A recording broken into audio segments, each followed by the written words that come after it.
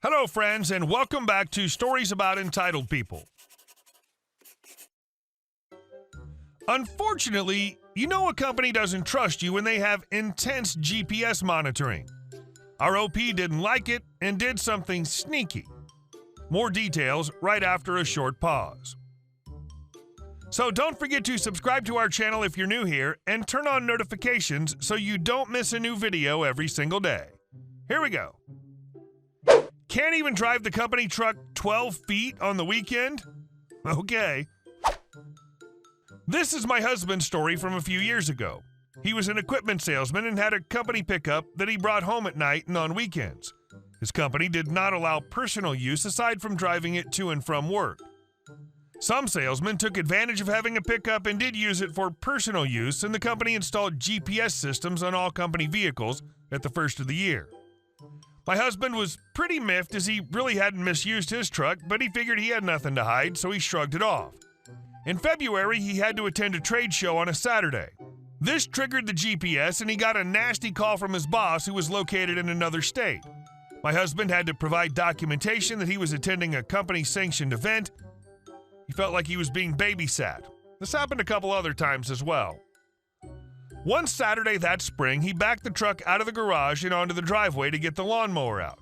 After he finished mowing, he pulled it back into the garage. Yep, you guessed it, this triggered the GPS twice, and on Monday, his boss called him and chewed him out. My husband tried to explain, but Lou was mad. You know you're not to drive the company truck on the weekend. I was moving it out of the garage so I could get my mower out. Does your report show how far each trip was? They were 0.0025 miles each. He paused as he seemed to realize how short of a distance these trips were.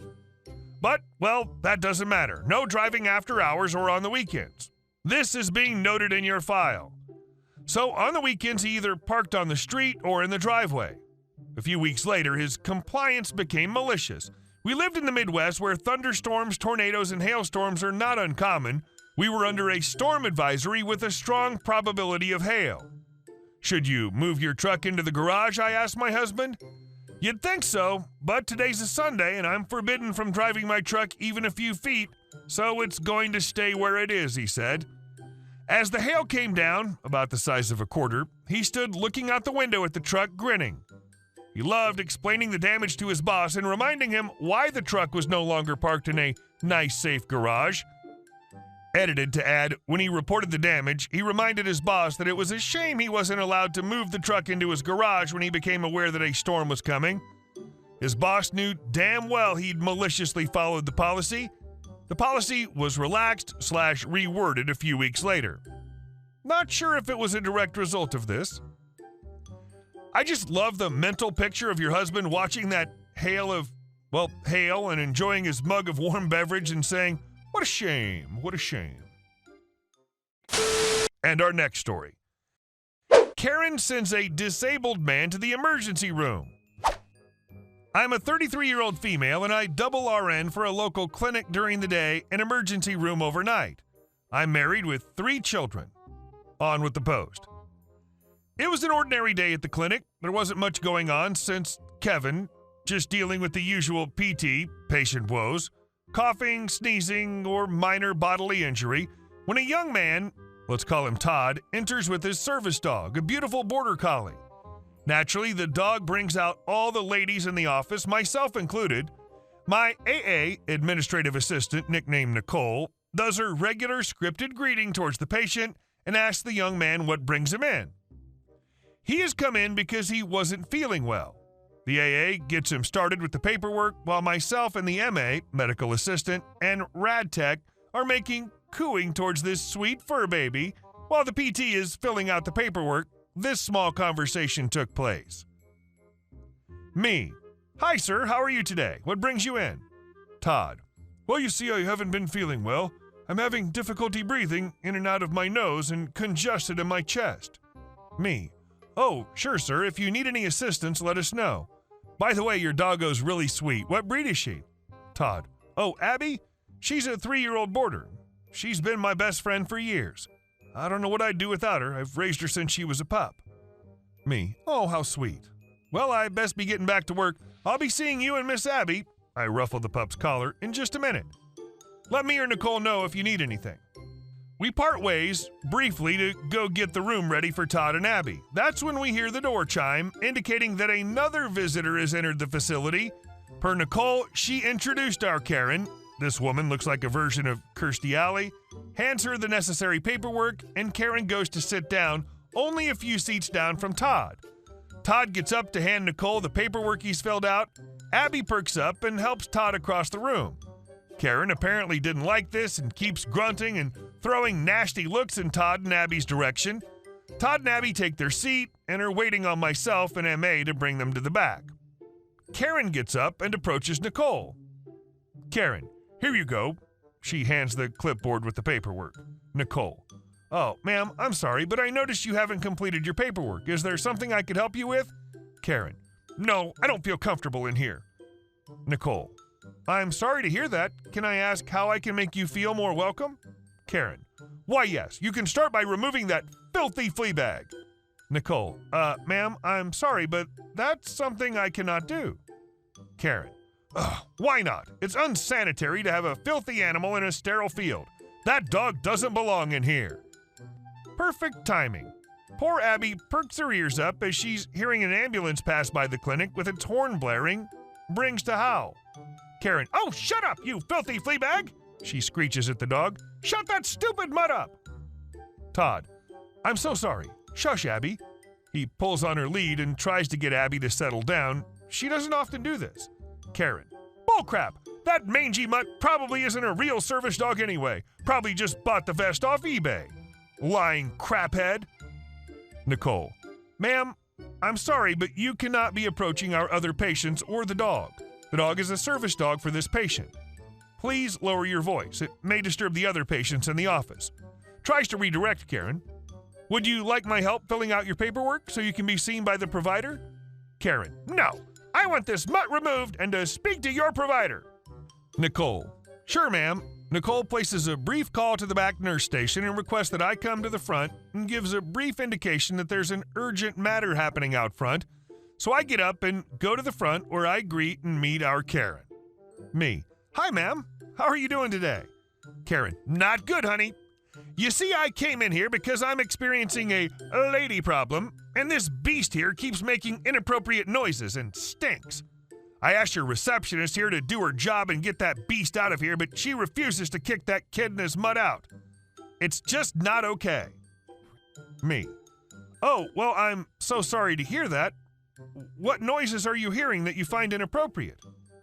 Karen. It's howling, panting, and it's just so nasty and unsanitary. Me.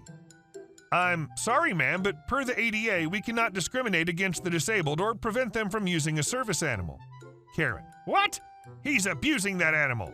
How can you people be so cruel and disgusting? You'll burn in hell, you piece of crap. She wags her finger at Todd. Me. Ma'am, that's enough. You're going to have to calm down or I'm going to have to ask you to leave. There's no need for that name calling or for this issue to escalate. The dog is a service animal and is here to assist his owner in daily tasks. Now, if you'd like to still be seen by myself or my provider, I can go ahead and take you to the back and have you wait in the exam room. Karen, really? I want to see that much papers. She approaches Todd with her hand out, demanding for his registration papers. Me. Ma'am, I get between her and Todd to prevent Karen from getting too close to Todd. That's not necessary, and you're not allowed to ask anyone for proof of identification or medical necessity. I think it's best you find another physician's group to care for you, as we won't be able to help you today. Karen, how dare you? Why can't you see me? And why do I have to leave? That monster and his filthy mutt should leave, she argues. I demand you kick them out now. Me. Ma'am, I've asked you to stop yelling. I'm sorry, ma'am, but I will not be able to treat you today, as you're acting very inappropriate and causing a commotion here. Could you please leave? Karen, oh, shut up. I can do and say whatever the hell I want to, and I will not leave until I'm seen and that monster with his mutter thrown out. While my back and attention was focused on Karen, Abby had gotten up and was alerting to her owner's distress cues from Todd. All of Karen's screaming had begun to make Todd panic.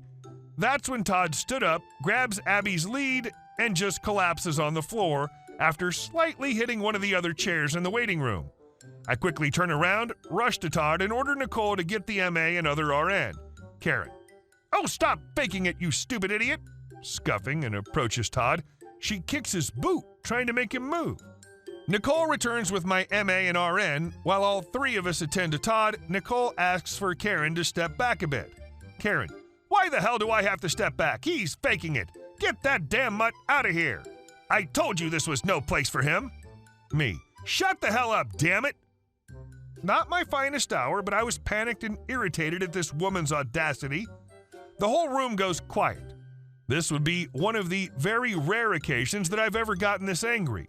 I call over my shoulder for Nicole to phone for the authorities and an ambulance. I proceed to position Todd on his back with the help of an RN. I check his airways and use my hands to feel the back of his neck and head to make sure there's no bleeding or swelling. I also use my stethoscope to check his heart and lungs. I then proceed to try and wake Todd up. He's not responding. I take out my ophthalmoscope from my scrub jacket's pocket and try to look into Todd's eyes. I check his pulse and ask my RN to get his blood pressure and pulse oximeter using her wrist cuff. I speak over my shoulder to my MA to start an IV line. I don't think it's life-threatening, but I don't want to risk it with how quickly Todd went down. Besides, he did say he was having issues breathing, and I know we don't have that type of equipment within our office if he begins to code. The longest 20 minutes of my life and an IV drip started. Todd's on the gurney bed of an ambulance and is being loaded into the back of it. I turn to the local authorities that followed the ambulance and ask them to remove Karen from the premises. Karen: "But you haven't even asked about how I was doing." Me: "Ma'am, you'd be lucky that I don't personally press charges against you for assaulting myself, my staff, and that patient. You should be ashamed of yourself." Karen: "Oh, pish-posh, I did nothing wrong. You should be arrested for allowing that beast in here." Officer: "Enough is enough. Karen, please follow me." Karen: But. Officer dragged her out of the office. The office did press for a trespassing ordinance against Karen and escorted her out of the building. We haven't seen or heard from her since. As for Todd, and thanks to one of the daytime employees at the local ER, Todd's doing much better and needed to be observed overnight due to the head trauma and cardiac arrhythmia. Just for precautions. He made a full recovery. When his relatives arrived at the hospital, his parents pressed assault charges against the Karen. I've been in communication with their attorney. Hey guys, thank you all for watching the video. I'll see you in the next one.